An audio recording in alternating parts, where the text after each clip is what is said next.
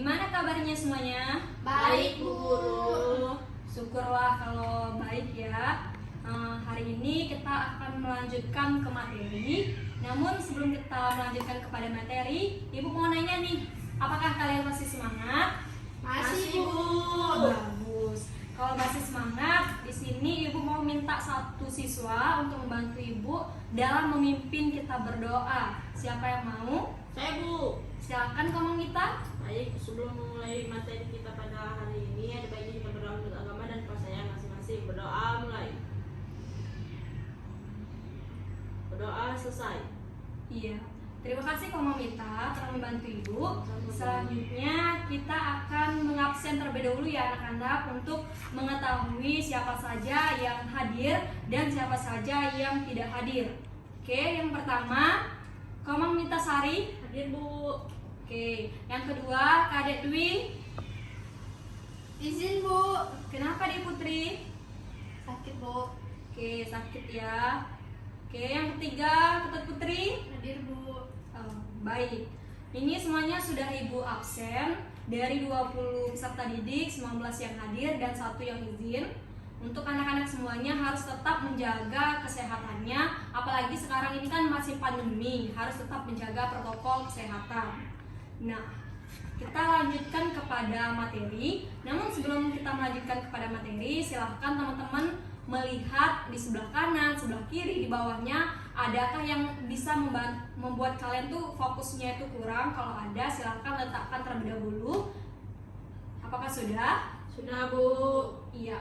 Kita lanjut ke materi anak-anak. Ya, Bu. Sudah siap? Siap, Bu. Oke. Adakah yang masih ingat materi minggu lalu terkait dengan apa? Masih, Bu. Ayo Putri. Demokrasi, Bu ya. Iya benar. Jadi minggu lalu anak-anak kita sudah membahas mengenai demokrasi, baik itu pengertian demokrasi secara umum ataupun pengertian demokrasi menurut beberapa para ahli serta pengertian demokrasi dan ciri-ciri dari demokrasi itu. Lalu sekarang kita akan melanjutkan materi sebelumnya. Di mana materi ini ada yang tahu? Bu. Silahkan kamu Mita. Dinamika demokrasi Pancasila sesuai dengan UUD 1945. Iya, bagus. Kalau kalian sudah membaca dan sudah melihat materi yang sudah Ibu bagikan di grup tadi, berarti kalian sudah tahu bahwasannya hari ini kita akan membahas mengenai dinamika demokrasi Pancasila sesuai dengan UUD NRI tahun 1945. Nah, kita akan mengetahui terlebih dahulu apa sih tujuan pembelajaran kita terkait dengan materi hari ini. Jadi ada 2 tujuan pembelajarannya. Yang pertama yaitu menjelaskan mengenai prinsip-prinsip dari demokrasi Pancasila, dan yang kedua yaitu mempriorisasikan pelaksanaan demokrasi di Indonesia. Nah, di sini prinsip demokrasi Pancasila. Siapa yang sudah membaca atau yang tahu apa saja prinsip dari demokrasi Pancasila? Silahkan. Guru. Silahkan Putri. Persamaan bagi seluruh rakyat Indonesia. Iya, benar ya anak-anak semuanya. Jadi salah satu prinsip yang disebutkan Putri tadi adalah prinsip demokrasi Pancasila. Selain yang disebutkan Putri, bahwasanya ada masih terdapat di antaranya seperti misalkan di dalam pengambilan keputusan, maka ia menggunakan musyawarah untuk mufakat seperti itu. Selain itu juga adanya keseimbangan antara hak dan juga kewajiban. Apakah sejauh ini kalian sudah paham? Paham. Ya, kita lanjut ke materi selanjutnya ya, yaitu mengenai pelaksanaan demokrasi di Indonesia. Ada yang tahu bagaimana pelaksanaan demokrasi di Indonesia? Ada berapa periode ataupun berapa masa seperti itu? Ada 3, Bu. Apa saja Kamu Mita? Orde Lama, Orde Baru, dan Reformasi. Iya, benar. Jadi dalam pelaksanaan demokrasi di Indonesia ada 3 orde, yaitu Orde Lama, Orde Baru, dan juga Orde Reformasi. Selanjutnya di dalam pelaksanaan demokrasi itu, dalam Orde Lama kita akan membahasnya, yaitu kenapa sih kita bisa menggunakan Orde Lama ini? Karena terdahulunya memang dalam pelaksanaan ini kita baru merdeka dan memutuskan untuk menggunakan demokrasi di Orde Lama ini. Namun nyatanya dalam pelaksanaannya banyak sekali penyimpangan yang terjadi. Apa saja sih penyimpangannya? Kalian bisa mengetahuinya, yang pertama yaitu ada penyimpangan ideologi, yang kedua yaitu adanya rencana untuk mengangkat Presiden Soekarno sebagai presiden seumur hidup seperti itu, serta menggantikan DPR menjadi DPR GR seperti itu. Baik, selanjutnya yaitu demokrasi Orde Baru. Nah, demokrasi Orde Baru ini juga sama seperti Orde Lama. Kenapa dikatakan sama? Karena ternyata di dalam pelaksanaannya tuh masih banyak sekali penyimpangannya.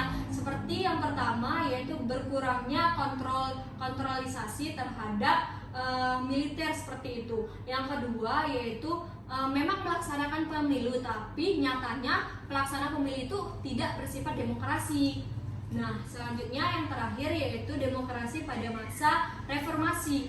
Nah, di dalam reformasi ini Indonesia memutuskan untuk tetap bertahan di penggunaan demokrasi reformasi. Adapun beberapa alasannya ataupun dilakukannya pembaruan seperti itu. Yang pertama yaitu kemerdekaan pers. Berarti di dalam misalnya Orde Lama, Orde Baru, kebebasan pers itu sangat dibatasi.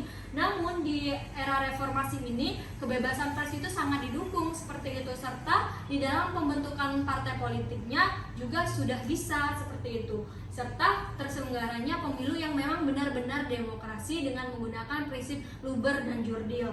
Oke, kita ke tujuan materi yang kedua yaitu periodisasi demokrasi di Indonesia. Ada yang tahu Indonesia pernah menggunakan apa saja demokrasinya?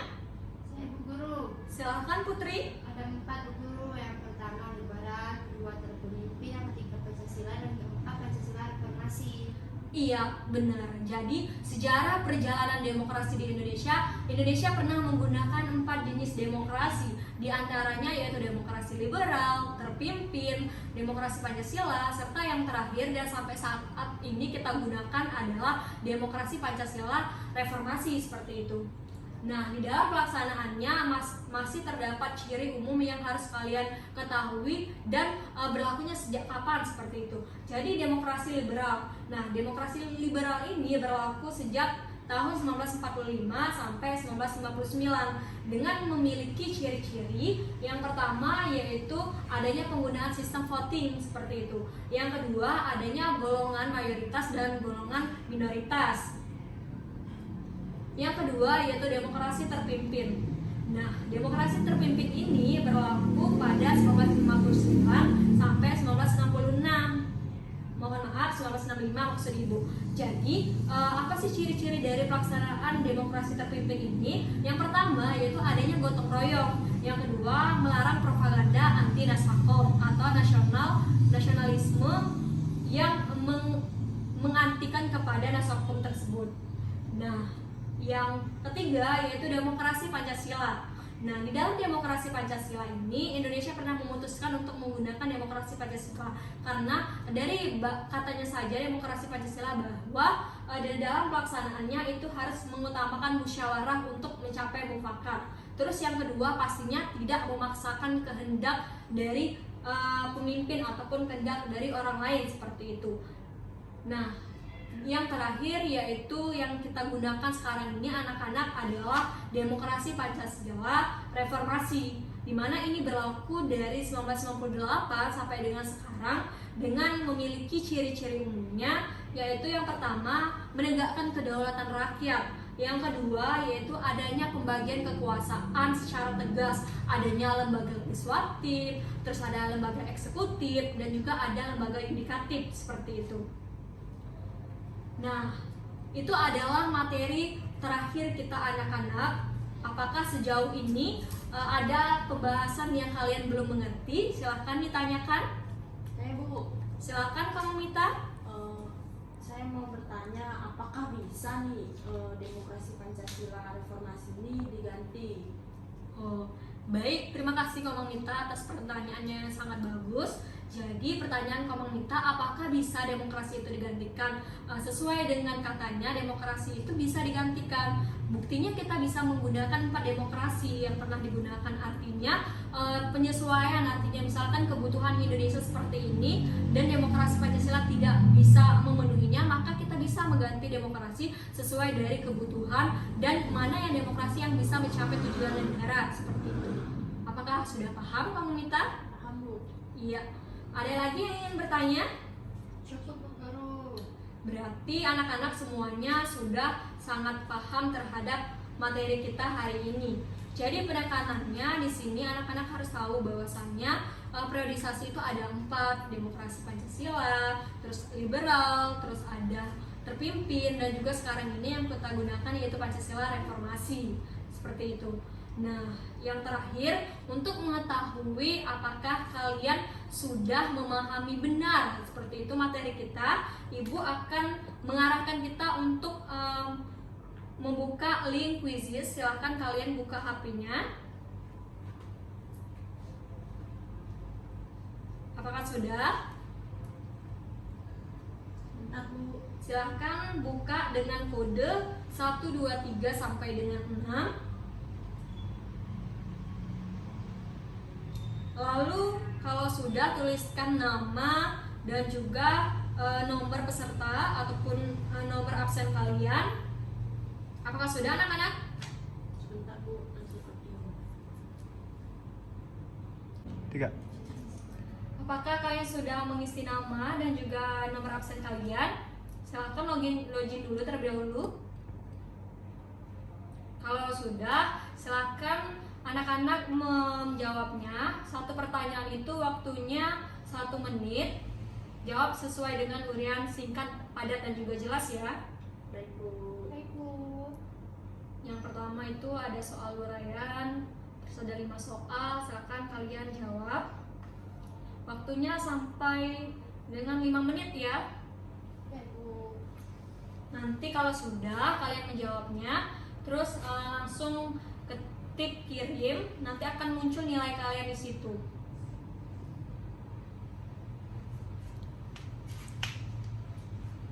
Adakah kesulitan anak-anak? Tidak Bu.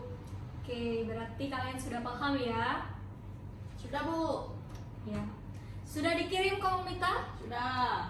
Oke, Putri? Sudah Bu. Ya. Kita lihat ya hasilnya.